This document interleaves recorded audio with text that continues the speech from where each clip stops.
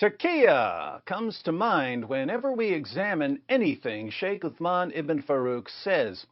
Mansour Maliki has called Sheikh Uthman a pathological liar, but this has caused some of us to wonder why Muslims would be exposing Sheikh Uthman for lying when Sheikh Uthman's lies may be justified by the Quran and other Muslim sources. So I posted a video asking Mansour to explain why he doesn't believe that what Sheikh Uthman is doing is permissible in Islam. I quoted two passages.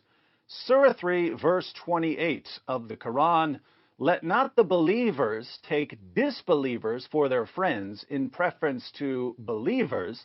Whoso doeth that hath no connection with Allah, unless it be that ye but guard yourselves against them, taking as it were security. Allah biddeth you beware only of himself, unto Allah is the journeying."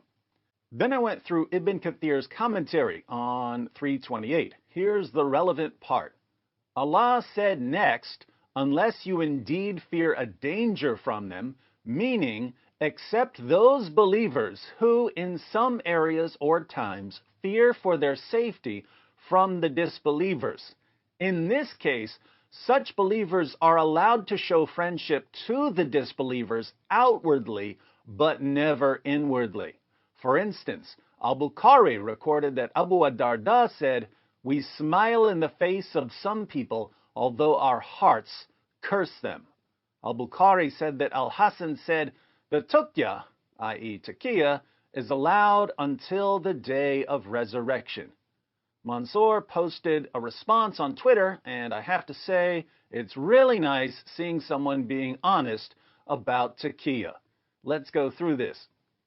David Wood has asked about taqiyya. That's a link to my video. And he quoted 328 as well as Ibn Kathir's tafsir. I checked Ibn Kathir's tafsir and can confirm he quoted it accurately, except the website he quoted from omitted a statement attributed to Ibn Abbas that taqiyya is not with actions and only with the tongue. See attached image. The statement is highlighted. That's interesting.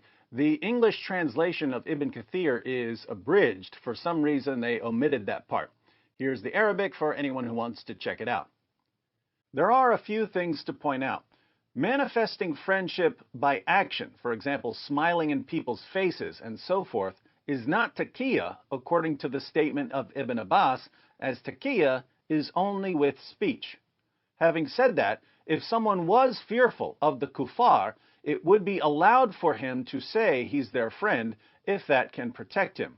But if he gave a promise, he would have to fulfill it.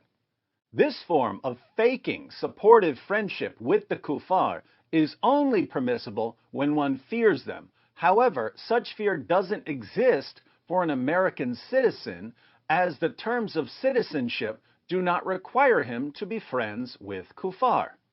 As such, this ayah can't even be used in a Western context, unless you're dealing with the mafia or the like, in which case, sure, pretend to be their friend to keep their evil away from you. I think this is where we're seeing things a little differently. Mansour says, well, you don't have to be friends with the kuffar in the West, so there's no need for taqiyya. Whereas I'm thinking that if people like Sheikh Uthman were honest about their plans to subjugate and enslave non-Muslims, non-Muslims would be more hostile towards Islam. So if Sheikh Uthman fears hostility, it seems like he could lie about his views. Basically, Mansour is saying that taqiyya applies in very specific situations and that Sheikh Uthman isn't in those situations. I'm saying that it looks like it could apply to Sheikh Uthman's situation depending on how flexible we are with our interpretations. There are three levels to note: manifesting actions that are different to how you truly feel, outright lying in affairs unrelated to religion, lying in affairs related to religion. As for the first two, everyone can conceive of situations in which they are acceptable, and I don't think anyone would blame a Muslim man for telling his wife she's beautiful when really she isn't, nor for talking politely to someone one hates to avoid the foulness of their character. And it is not for these first two that we blame Uthman, rather, it's for the third. Heck, if Uthman just lied about the tweet, I could understand that maybe he feared the FBI. Keep tuned, I'll mention why the fear would be stupid. But Uthman is lying about religion. Lying about the religion isn't like lying about other things, as intentionally denying aspects of the religion or distorting it is disbelief and takes one out of Islam. But this would mean that Sheikh Uthman is no longer a Muslim. The only time one can lie about religion is when they are forced, so when they're being tortured or threatened with death. Consider 16:106. Here, Surah 16, verse 106, it allows a Muslim to deny his belief if he's in danger. It should now be noted, Uthman isn't being forced. He might feel the kuffar won't like him, but that isn't sufficient. Even getting locked up in prison is not enough. When we say force, we mean real force. The ayah that David mentioned cannot be used in the case of Uthman, as Uthman isn't just manifesting friendship with the kuffar, as the ayah allows, but he is distorting the religion. Note, even when being forced to utter disbelief, like denying that Islam allows slavery, it's only permissible and not recommended. Rather, it is better to speak the truth and be killed, especially if you are a scholar. Now, there's a thought. Sheikh Uthman may actually be held to a higher standard because he's a scholar and has influence over others. So he may have reason not to deceive people in situations where it would be acceptable for other Muslims to deceive people. As for Uthman, I genuinely believe that he sincerely believes in his religious distortions. Consider the following thread. Uthman might believe some of his distortions, but I can actually prove that he is knowingly lying in certain cases. But we'll get to that in other videos. The thread that Mansoor mentions begins with Dawah Deception, starring Uthman Farooq. In the video, Uthman makes the following conditions of marriage. 1, being physically ready. 2, being mentally and emotionally ready. It is his claim that this is what's mentioned in the books. He mentioned Al-Mughni by Ibn Qudama, and he's wrong.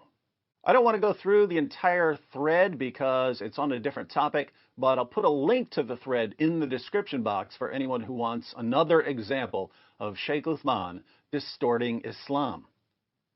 In the thread, you can see he is lying about Islam, but to Muslims, and as such, it isn't merely that he lies to kuffar. Thus, the reason I dislike him so much is because he is misguiding Muslims, and of course, I hate that anyone commit disbelief by lying about the religion. This isn't the case of him just lying about making one tweet. It is the case of him systematically tearing apart the religion along with the rest of the dishonest Dawah people. No Muslim in America has any excuse to lie about Islam. Merely saying that Islam teaches offensive war is not a crime. Rather, it's protected under the First Amendment. Believing in the commands of Islam is not a crime. Rather, it's protected by the First Amendment. What would get you in serious trouble is if you were inciting people to act on those beliefs, and incitement is very hard to prove. Perhaps Uthman has a militia that is planning to enslave American girls. Wouldn't surprise me, in which case him lying about the tweet makes sense. Otherwise, it doesn't make sense. Keep in mind, if it were just the tweet he lied about, I would think he was being silly, but wouldn't be moved to oppose him so heavily, as lying about making a tweet isn't the same as lying about religion. To sum up Mansoor's view, Sheikh Uthman isn't in a situation where lying to non-Muslims would be justified. But even if he were in a situation where lying to non-Muslims would be justified, he shouldn't do it because he's a scholar. But even if he decided to lie to non-Muslims as a scholar, it still wouldn't be permissible to lie to them about Islam. And even if it were permissible to lie to non-Muslims about Islam, Sheikh Uthman is lying to Muslims about Islam. That seems to be Mansour's view. I can still see why Sheikh Uthman thinks it's okay to lie to non-Muslims, even about Islam. He could be convinced that if non-Muslims knew what his plans are, they would be more hostile towards him and towards his community. But it is more of a stretch to deceive Muslims. You would think that, for the reasons Mansour mentioned, deceiving Muslims would be completely unacceptable for a Muslim leader. And yet, it's so common in the West that it seems like there must be some sort of justification for it. When ordinary Muslims in the West tell us that Aisha wasn't 9 when Muhammad had sex with her, she was 18, they're not intentionally lying. Many of them believe it. But they believe it because that's what their leaders tell them. Their leaders, however, who've read the sources, have to know that Aisha was 9. They have to. So they know that they're lying to Muslims when they tell their followers that Aisha was 18. This happens all the time with all kinds of moral issues, and especially with things like jihad and slavery and sex slavery. Tons of Muslim leaders, like Sheikh Uthman, are knowingly lying to Muslims. There must be some reason why they think it's acceptable. Any thoughts on this?